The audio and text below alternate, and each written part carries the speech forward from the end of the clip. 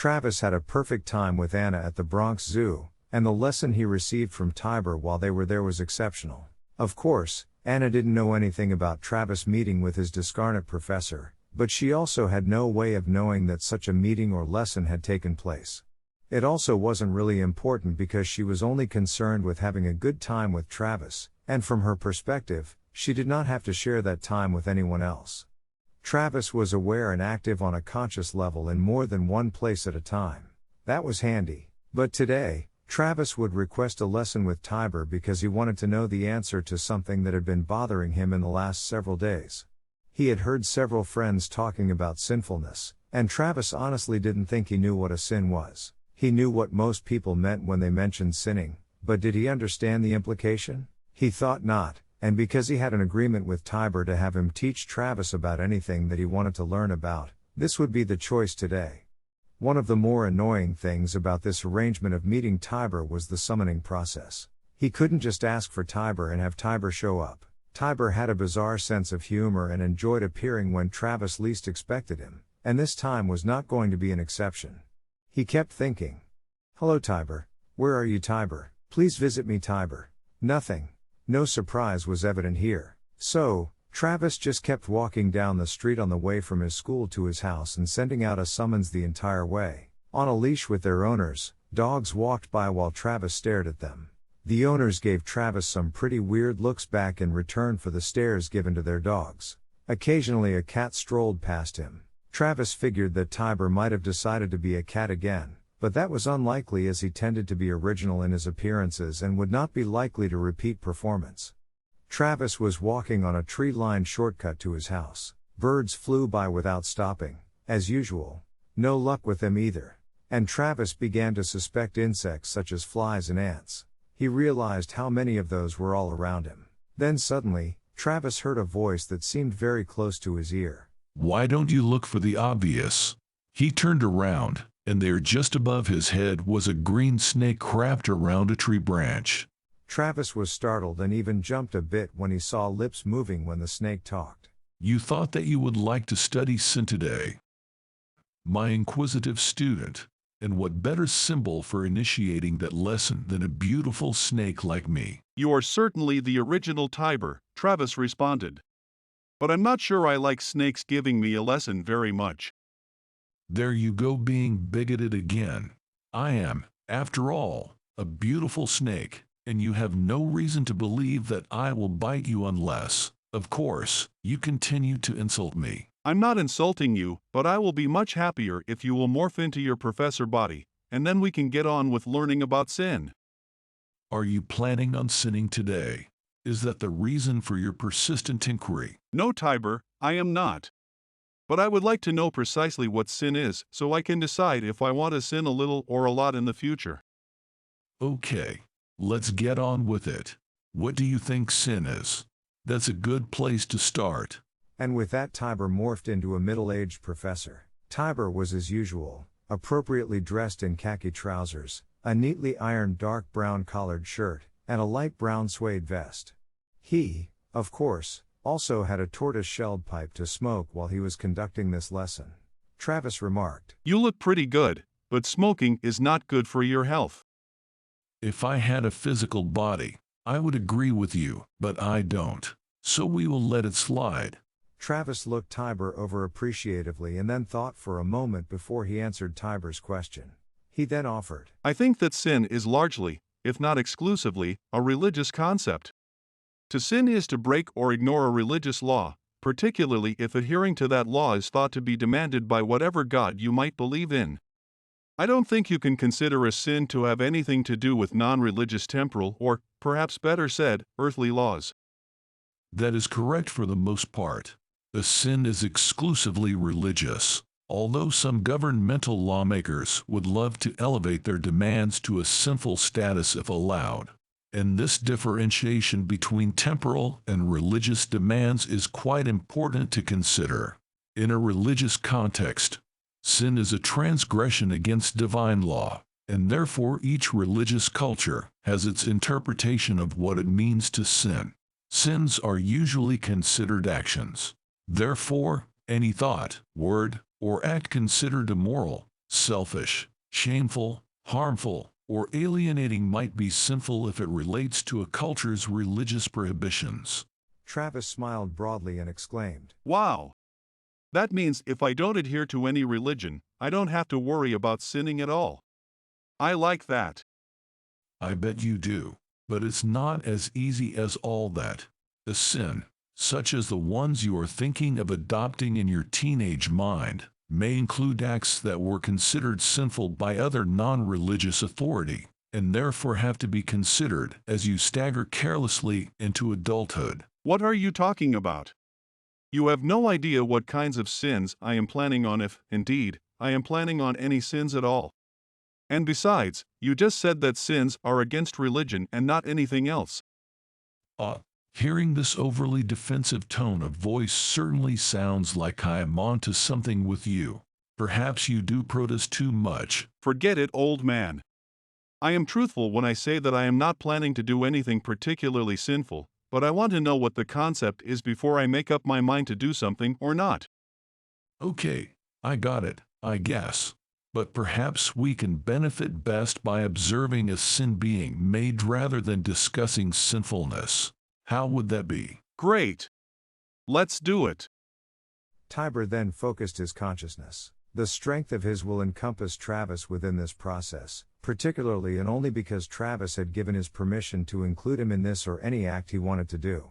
While still maintaining a presence in the earthly realm, Tiber and Travis entered the spiritual timeline, and they were both instantly transported in spirit form to another time. They were far distant in both perceived time, space, and concept to the one they just left. Travis knew that it would be to the same instance that they left when they returned. Nothing would have seemed to have occurred while they were gone, to anyone else existing in that time and space. They were now standing in a room full of German officers. From the look of their uniforms, Travis assumed that they were Nazis.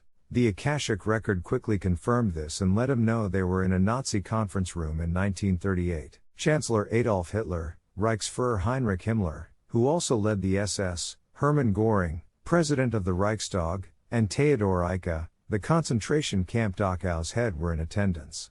Of course, they were not aware that Tiber and Travis were there and viewing them. The Akashic records informed Tiber and Travis that from its rise to power in 1933, the Nazi regime built a series of incarceration sites to imprison and eliminate real and perceived enemies of the state. Most early prisoners were political in the first stages of the concentration camp expansions. Still, then they added German communists, socialists, gypsies, Jehovah's Witnesses, homosexuals, and peoples accused of asocial or socially deviant behavior.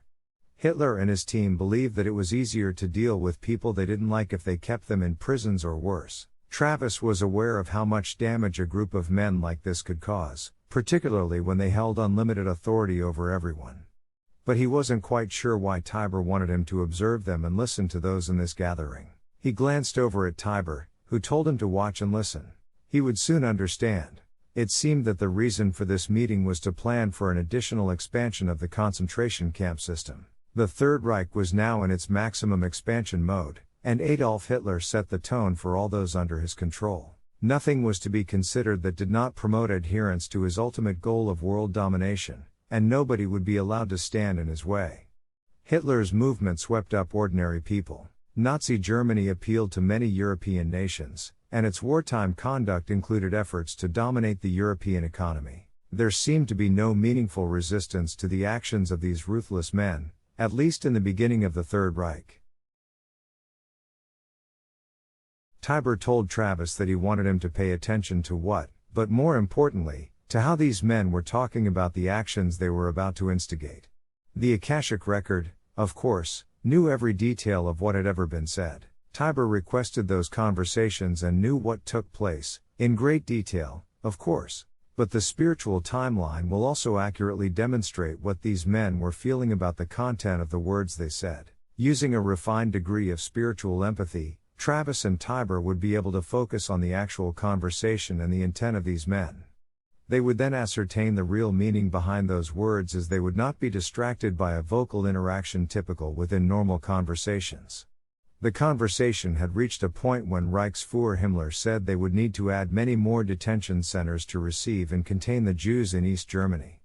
The summer of 1938 marked a severe change in the management of the concentration camps. A radicalization of this issue by the Nazis no longer needed justification for their arrests. In the Nazis' eyes, being Jewish soon became a crime demanding imprisonment and often death if need be. There were no arguments or even counter-suggestions during these conversations, but Theodor Eicke said that Dachau was overly crowded as it was, and there was a great need to expand that prison and build more. Then Himmler suggested that there were many ways to remedy overcrowding. He suggested gas chambers and group eliminations using a firing squad and immediate burial and subsequent trench cremation. This would help to solve that problem. Additional suggestions and agreements bounced around between these leaders, and Adolf Hitler stated that they had resolved the problem. He also said that he had more important issues than the elimination methods for Jews, and the others could handle the details. The conversation on that subject was over, and they were to add more prisons. Travis and Tiber then left the conference room and instantly appeared inside the concentration camp known as Dachau. Immediately, the overall impression was of horror as new prisoners were delivered to the camp. The SS guards were armed with birch rods and seemed to enjoy executing heavy lashings. There were over 3,000 people who were new arrivals, spending the night like cattle, lying on top of one another. They were awoken in the early morning and stood until the afternoon without receiving any food. They then came to a room to be registered. Personal information, such as previous convictions, previous membership of political parties, etc., were recorded. The prisoners were then sent to the washrooms, stripped completely naked, and personal effects were set aside. A terrible scene played out in front of the doctor. Individuals had to approach the doctor to provide information about previous illnesses. A clerk, who sat to one side of the doctor, was always a young SS man, was equipped with a birch rod and a pointed object. He either pressed into or struck the sides of the naked bodies. The wounds that resulted from this were such that they were still clearly visible after 2.5 weeks. The worst of it was the mental anguish caused by knowing that you would be tortured in the same way as your predecessor in a few minutes. The SS men need only the slightest reason to carry out this cruelty. The day of arrival was disrupted by slaps around the face, kicks, and lashings. Older prisoners informed them that these occurred on arrival to enforce discipline in the camp. As soon a prisoner was in uniform, the worst was not over. New prisoners received no sustenance, often for 4 days, and after traveling for 14 hours in a special train, were herded and treated like cattle. Usually, for little reason, the prisoners received terrible beatings from the SS guard. Many arrived in Dachau dead. It would appear that many Nazi soldiers gave in to their cruel tendencies, and their victims were often those who had a very Jewish appearance, which indicates a highly bigoted tendency. Travis and Tiber learned from the Akashic record that between 12 to 13,000 Jewish prisoners were in Dachau. Alongside this, there were many Aryan prisoners there. Buchenwald had more prisoners than Dachau near Weimar and Oranienburg camp. The best estimate is that the number of imprisoned Jews in all of Germany is at least 80,000. Jews who arrived last had to keep their civilian clothes on because the camp administration had seemingly not bargained on such a large influx. They ran out of uniforms. Also, the straw used for bedding on the floor was thin, and it became smaller day by day, and eventually, prisoners were lying down on bare wood. They were lying so close together that every single movement disturbed a person next to them. The weakest bodies were the first of the victims of this camp to die. Then it was the next weakest and on and on. It was clear that most deaths occurred amongst the most older people. Tiber then transferred themselves to 1943. When the Nazis reacted to the fact that they were losing the war, they decided in the concentration camps that they needed to dispose of the Jews altogether and use their gas chambers as the ultimate solution. SS men escorted the men, women, and children selected for death to the gas chambers. Trucks carried those too infirm to walk. They marched the rest there. People had to disrobe before entering the gas chambers. With large transports arriving in 1944, people assigned to death in the gas chamber disrobed in the open air. The SS kept the people fated to die, unaware of what awaited them. All prisoners were told that they were being sent to the camp, but they first had to endure disinfection and bathe. After the victims undressed, they were taken into the gas chamber, locked in, and killed with the gas. The remaining prisoners were made to drag their fellow corpses out of the gas chambers. They cut off the women's hair and removed all metal dental work and jewelry if they had any. Then they burned the corpses in pits, on pyres, or in the crematorium furnaces. Up until September 1942, some of the corpses were buried in mass graves. Bones that did not burn completely were ground to powder with pestles. They dumped the ashes into the rivers or in nearby ponds. They also sprinkled ashes in the fields as fertilizer. Sometimes they were also used as a landfill on uneven ground and marshes. There was no respect being shown to other human beings by the SS leadership. It was perhaps the evilest attitude evidenced against fellow souls ever recorded. Travis and Tiber left the Nazis and returned to the present day. Travis was visibly upset over this affair. He asked Tiber how humans could be that uncaring and cruel. Tiber then said, And so starts our discussion on sin. Even though I agree that sin can be defined as violating a religious tenet, there are instances of human behavior that elevate wrongdoing to being sinful. We saw and heard in that Nazi conference room was a prime example. Now is the time for a discussion of sin, and for us to state the reasoning for declaring some acts as a sin. This should be easy, my professor. I would think that what these men were thinking of and proposing is so wrong on every moral level that was simply saying that it is improper or wrong or illegal doesn't cut it. What those Nazis proposed and carried out was certainly evil and could not be considered anything other than a sin. Am I right? You are right, and I am proud that you came to that conclusion on your first try. Even in an unreligious context, certain pronouncements or acts reach the level of sin because they are far too egregious to be called anything else. And simply stated, the results of having encouraged or demanded evil acts violate the rules of supreme consciousness. This is because specific acts that lead to overruling another soul by acts of torture, subjugation, murder, or even some forms of coercion, atrocity, etc., do violate every conceivable law of every conceivable creator. Therefore, at some point, they should be considered an evil act, even if the intent was not originally to do so. So we mean that merely acting wrong in a situation is a far distance from committing an evil act. Right? Right.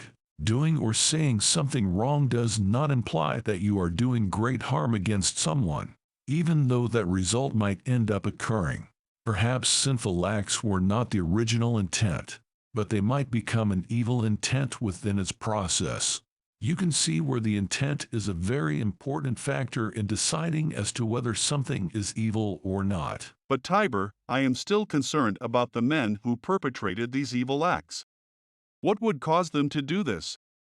That would be reason enough for an entirely different and lengthy lesson.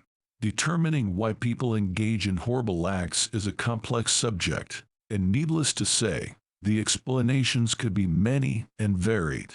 However, we can accept the logic that bad people commit bad acts and leave what makes people bad open for future consideration. Is there ever a justification for someone engaging in evil acts? No, unless they were not aware they were doing evil acts. An insane or mentally challenged person who didn't know what they were doing cannot be held responsible. Another borderline case to consider is that of well-meaning individuals. For instance, let's take a country's president who decided to declare war on another country. Wars always have dire consequences. These leaders always justify their actions, even when they cannot be easily justified. But they convince themselves that they are right. Their decision could be considered an extremely wrongful act, but not a sinful one unless the intent was to do it for evil reasons. In the case of those Nazis, we don't have to guess about such a thing. These men set out to reach a goal that could not be justified morally. They understood this from a social, religious, or spiritual viewpoint. And they knew that what they were doing was wrong but decided to do it anyway. They were seeking power or treasure, and they knew it. The intent was there, and it was evil intent. The consequences to any soul perpetrating what we could call evil sins are, in the long run, actually worse than to those souls that they set out to damage. It doesn't look like this is true from our perspective in this obstructed realm, but it truly is. Their actions involve a form of karma that they cannot escape. Karma is the spiritual principle of cause and effect, wherein the intent and actions of an individual soul influence the future of that individual soul. Good intent and good deeds contribute to good karma, and bad intents and bad deeds contribute to bad karma, and their actions attract severe forms of self-punishments in future reincarnations. In the case of these concentration camps, the individual souls that were tortured and murdered suffered greatly, but that suffering was over once they left this realm. They had placed themselves into this circumstance for a learning or karmic experience or atonement in many cases. The act of karma may have been meant to atone for previous self-actions. However, each soul is different, and their immersion into the camps might have been sought for different reasons, known only to themselves at some point in their experiences. For those that caused these horrible acts, the suffering for them was just beginning. This is because of the act of karma. Their arrival into the transition realm, which is a realm of contemplation and self-judgment following death here, does not allow for any avoidance of seeing their acts in this realm as they truly were. They must judge themselves from the perspective of the laws of supreme consciousness, and the judgments they lay upon themselves are often stern indeed. They must pay for and learn from their sinful actions in this and other realms. There cannot be any avoidance of these things. Travis thought about this and said, I am still conflicted over the fact that an individual soul would place themselves in these awful situations. What happened to men, women, and children in these camps was way beyond being terrible and was truly evil. Who could choose to have such a thing within their lives? The situation in the Nazi concentration camps was a dramatic example of individual souls perpetrating evil, and other souls living out those evil happenings for the experience or perhaps as a form of atonement. As I said, each soul had their reasons for placing themselves in a suffering experience. It is usually a primary reason they are returning to a specific incarnation. There will be no need for these things to occur at a point in their spiritual development. Still, a broad experience of dealing with pure and impure life experiences is essential in early development. They are all brief experiences in our mortal existences, but it doesn't seem all that brief when you are experiencing them. An analogy that expresses this is the experience of having a severe toothache. There is not a worse feeling than the pain you are experiencing at the time, but it is just a blip in your total life experience. However, it does have the positive lesson experience that you must take care of your teeth or rid yourself of the bad tooth, as the case might be. Everything that happens has its value, good or bad, and the more intense and lengthy the experience, the greater the lesson will be for your growth. Well, I must say, Tiber, that you demonstrated about sinfulness was pretty much overkill as far as I am concerned. I won't sleep well for thinking about what those poor people went through. I agree, my boy, but I can assure you that you have also been through a lot of life experiences that were almost as horrible. It has made you what you are today spiritually. Do you want to go on the timeline and see what they were? No thanks. I do not, unless it is essential for my understanding of something important. And even so, I wouldn't want to see or feel anything like that for quite a while. So I'll just take your word for it. Okay, perhaps that is enough for this lesson. Do you have any ideas for the next one? Not right now. Do you? No, but I would like you to recap what you learned today and put it in a summary statement. Sure. I have learned that not every wrong thing done by a person or soul is evil. I have learned that evil is generally an act in violation of religious law.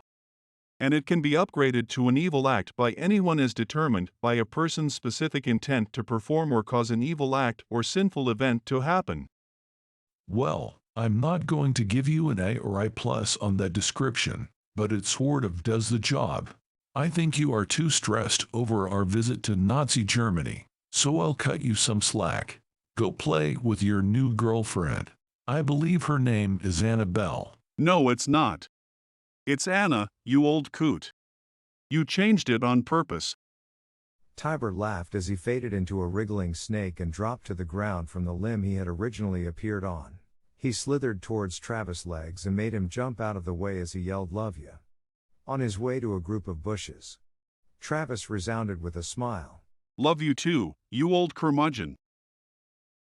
Travis and Tiber suggested that it was a matter of the intensity of the act and the degree that the action evidenced towards life. As demonstrated by the Nazis in World War II, human actions far from having roots in religion are so heinous that they must be considered sinful. Travis saw how sinful humans could be by traveling within the spiritual timeline to see Nazi sin firsthand. I think you will all enjoy the next lesson about belief. It's bound to be eye-opening when Tiber is involved. Once more, stay with us for episode number 15.